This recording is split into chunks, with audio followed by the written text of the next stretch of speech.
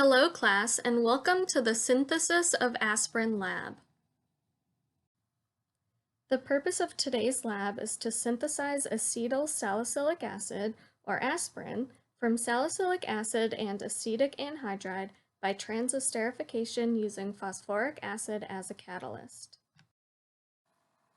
The equipment we will be using today are water bath, hot plate, balance, micropipette, 5 ml reaction vial, spin vane, condenser with cap and O-ring, forceps, spatulas, glass rod, vacuum filtration setup, graduated cylinder, Pasteur pipette, and watch glass.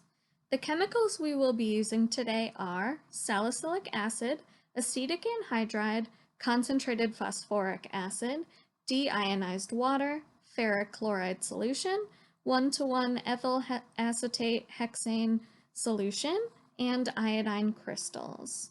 For analysis, we will be using the MELTEMP and a TLC plate and chamber.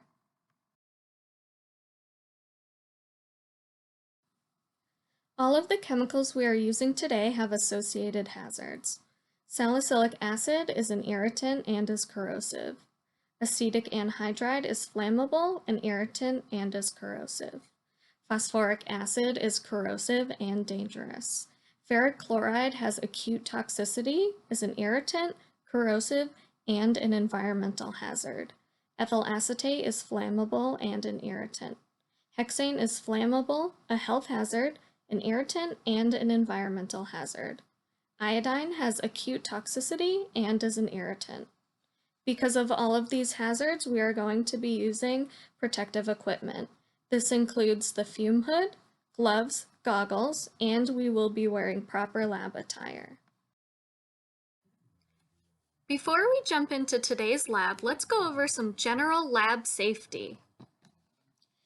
Here comes a student that is almost ready for lab. She is wearing pants without holes in them and shoes that are closed toe.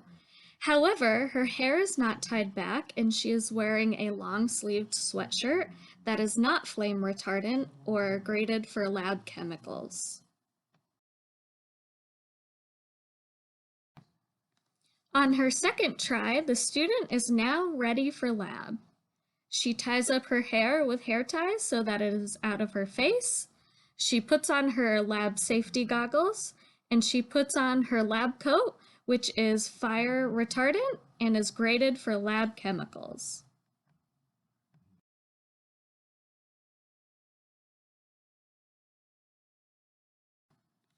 The student also double checks her list of chemicals for today's lab and puts on her lab gloves. Let's review some proper lab attire. You must be wearing shoes with closed toe and no height. This means no heels, no platforms, no Crocs, no peep toes, and no sandals. You must be wearing pants or floor-length skirts that do not have any holes. Short sleeves are preferred. If you have long hair, it must be tied back. If you have a long beard, it must be tied up. In every lab, you are required to use the proper PPE, or personal protective equipment, gloves, and goggles. Now let's go over the lab safety stations. The emergency eye wash and safety showers can be found in one of the front corners of your lab. If you get a chemical in your eye, go immediately to the eye wash station, pull down the eye wash station door. The water will start running immediately. Keep your eyes in the stream of the water for 15 minutes.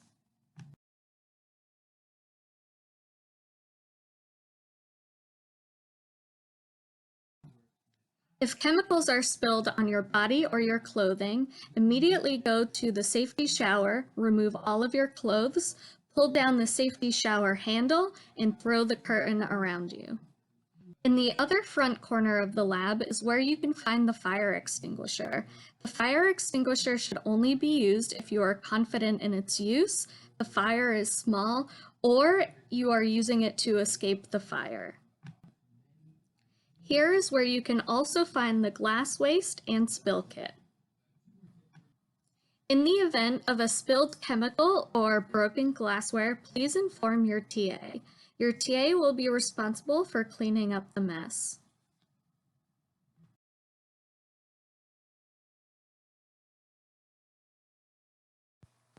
The first thing we are going to do is set up our water bath so that it can heat up while we prepare the reaction vial. At the sink, we will rinse our 300 ml beaker and obtain about 150 milliliters of deionized water from the deionized water tap. This beaker will be our water bath. We put the beaker on the hot plate and attach a 3-fingered clamp to the ring stand. We will clamp the thermometer in place so that it is in the water, but not touching the bottom of the beaker. This is to get an accurate reading of the water's temperature. We turn on the hot plate, turn the knob to about 50 degrees Celsius, and let it warm up.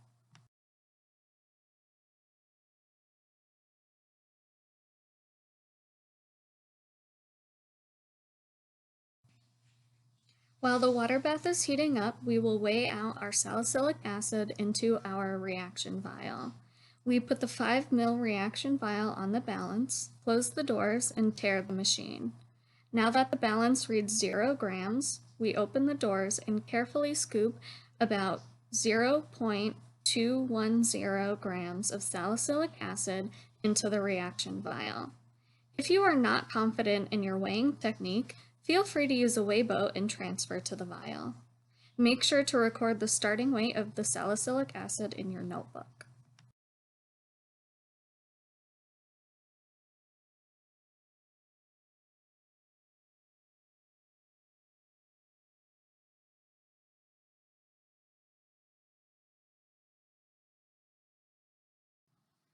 In order to get an accurate volume of the acetic anhydride, we will be using a micropipette. This micropipette can dispense volumes between 10 and 1,000 microliters. When we turn the knob on the top to adjust the volume, we notice that it goes by 5 microliter increments. We set the pipette to 480 microliters for this experiment. We obtain a new tip from the clean tip beaker and attach it to the pipette and make sure it is snug. The pipette plunger has 2 stop positions, one for aspirating and one for dispensing. Open the jar of acetic anhydride. Press the plunger to the first stop position. Put the tip in the acetic anhydride and depress the plunger slowly to aspirate the liquid. Place the tip in the opening of the reaction vial. Press the plunger slowly to the first stop position and then the second to dispense all of the liquid. Use the button on the side of the pipette to eject the used tip into the tip waste container. Close the jar of acetic anhydride. Open the bottle of the phosphoric acid carefully. The phosphoric acid has its own pipette. Use the pipette to dispense 1 drop of phosphoric acid into the reaction vial. Replace the pipette and recap the phosphoric acid bottle. Add the spin vane to the reaction vial, followed by the screw cap condenser. Attach a 3-fingered clamp to the condenser and lower the reaction vial into the water bath, which should now be at about 50 degrees Celsius.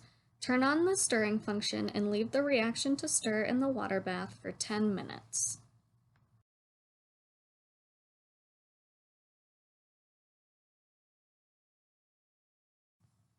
After 10 minutes, turn off the heat and stirring, remove the reaction vial from the water bath, remove the spin vane with forceps, and allow the vial to cool to room temperature.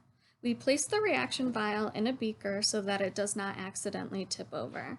As the vial cools, we should start to see crystallization. If you don't see crystallization, scratch the sides of the glass with a stir rod to induce crystallization. Once the vial is at room temperature, cool the vial in an ice bath for 10 minutes to complete crystallization. Also, cool 6 ml of DI water in a beaker or graduated cylinder in the ice bath.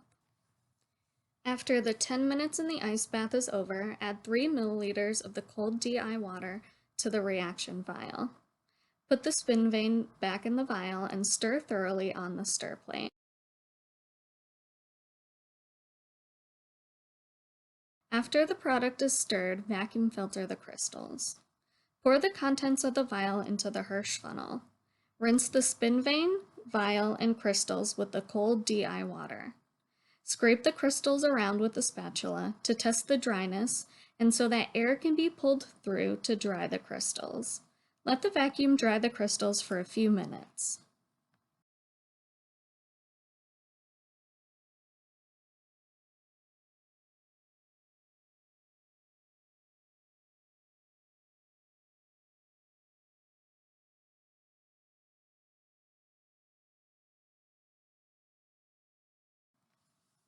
While the vacuum is drying the crystals, weigh a clean and dry watch glass and record the weight in your lab notebook. When the crystals are dry, scrape the crystals from the Hirsch funnel onto the watch glass, reweigh, and record the weight in your lab notebook. We will leave the crystals to dry overnight.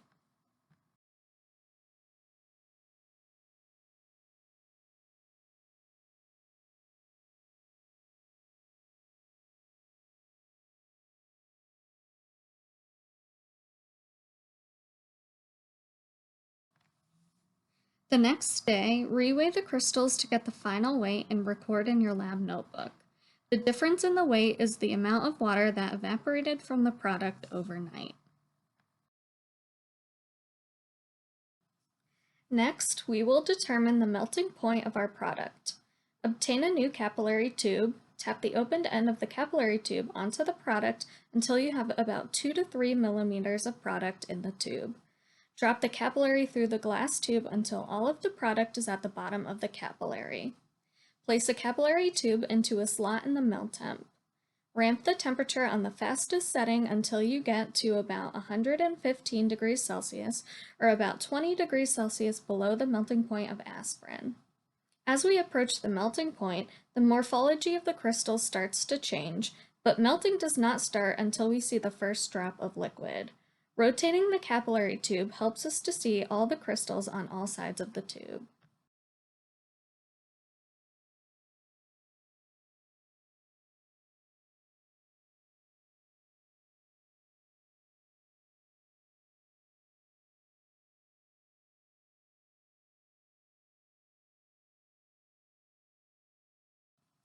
The aspirin starts melting at 139.7 degrees Celsius.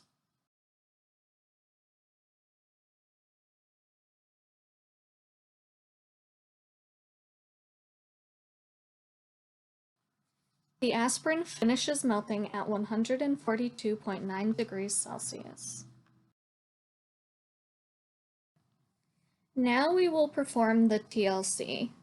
First, we need to prepare our samples. For simplicity, we will use the eluting solvent to dissolve our samples. We dissolve a small amount of salicylic acid, our aspirin product, and pure aspirin in separate tubes with the eluting solvent.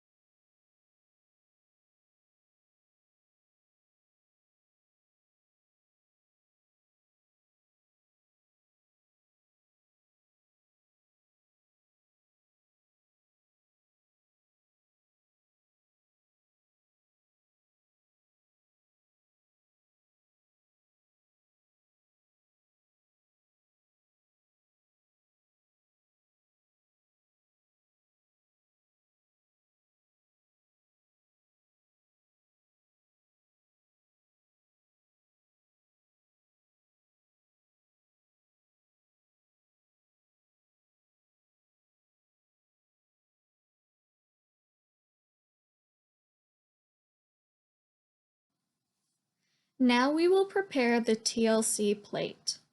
Using a ruler, we very gently mark on each side of the plate about 1.25 centimeters from the bottom. Again, using the ruler, we very gently draw a straight line across the marks. We need 3 spots, so we make 3 marks evenly spaced on the line, starting 1 centimeter from the side of the plate. We label each mark with the initials for each of our samples. We obtain a small capillary tube and dip it in the salicylic acid sample. We spot it where we have labeled for salicylic acid. We repeat this for our aspirin product and the pure aspirin.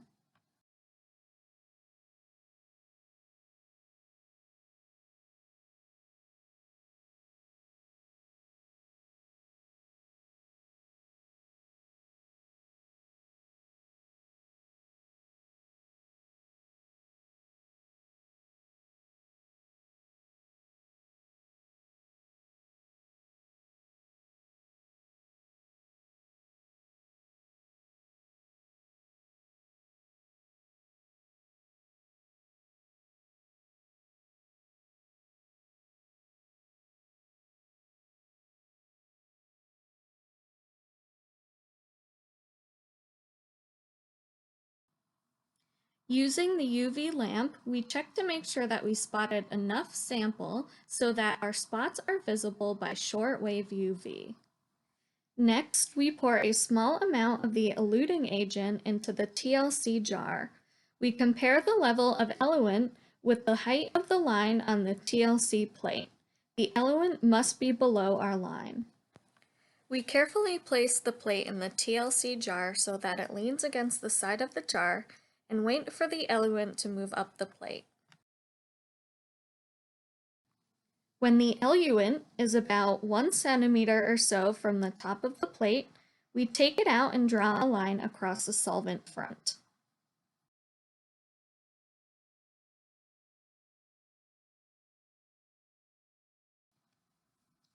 In order to see our spots, we use shortwave UV. Under the UV, we circle our spots.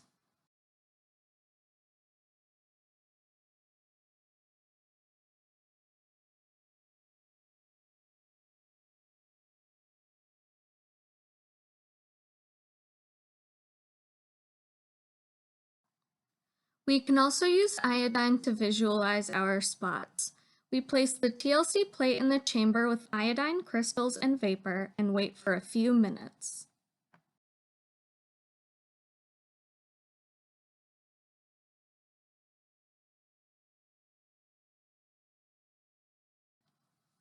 After a few minutes, we take out the plate and we can see how the iodine has stained our spots.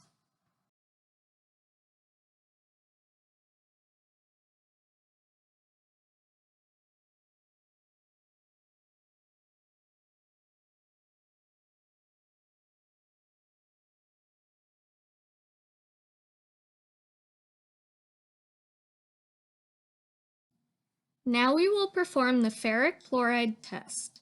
The ferric chloride will react with any phenols present in our sample, resulting in a purple color. Salicylic acid is a phenol. If any unreacted salicylic acid remains in our aspirin product, we will see the appearance of purple. We add 0.5 milliliters of deionized water to 3 tubes. We use our spatula to add a small amount of salicylic acid to the first tube, labeled salicylic acid. To the second tube, we will add a small amount of our aspirin product. The last tube will remain just DI water as a control.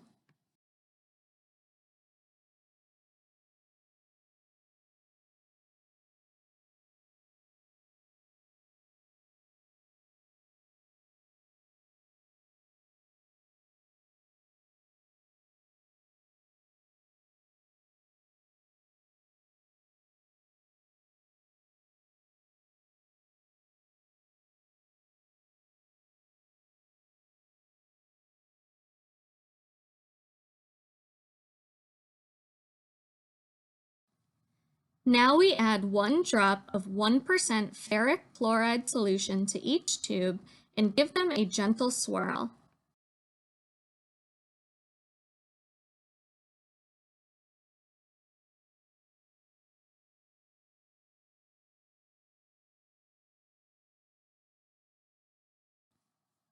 Here are the results of the ferric chloride test.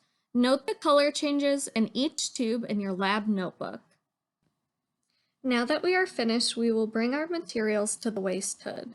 Open the liquid waste, place the funnel on top, and discard the liquid into the liquid waste.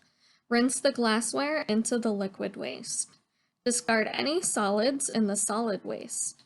The tubes from the TLC and the ferric chloride test can be discarded into the glass waste.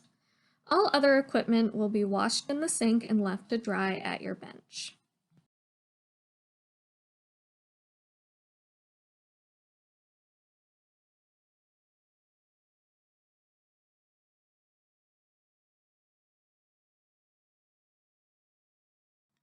In the data section of your lab report, you need to report all of the data. Report the yield and show your calculations for the percent yield. Draw the TLC plate, label the spots by name and RF value, and color the spots according to the iodine stain results. Show the RF calculations for the spots. Report the experimental melting point. For the ferric chloride test, draw the tubes and color the tubes according to the data to show which tubes had a color change and to what extent. There are many aspects of the lab to discuss in the discussion section. In any order, discuss the following. Report the yield and discuss the percent yield. Discuss possible sources of error. Discuss the TLC plate in terms of the spot's RF values and what you saw with the iodine stain. Compare the experimental and literature melting points in terms of their temperatures and ranges. Discuss possible impurities. What do you think the impurity is, and when in the procedure is it introduced? Discuss the results of the ferric chloride test. What tubes had color change and how much of a color change? Were some tubes darker than others? What does the color change mean? Thank you for watching the Synthesis of Aspirin video for virtual learning. Please bring any questions to your TA.